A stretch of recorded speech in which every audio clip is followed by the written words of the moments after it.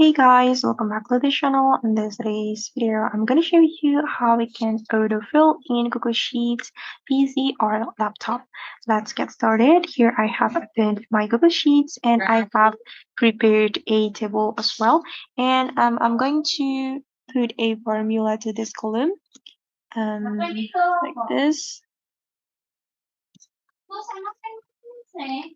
And I'm going to autofill this column. So to do autofill, we can click on this circle on the bottom right corner on your touchpad or mouse. You can tap and hold, and you have to drag it down like this.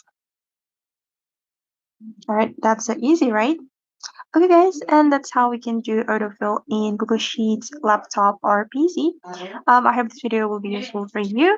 Thank you so much for watching, and don't forget to like, comment, and also subscribe to this channel. See you on the next video.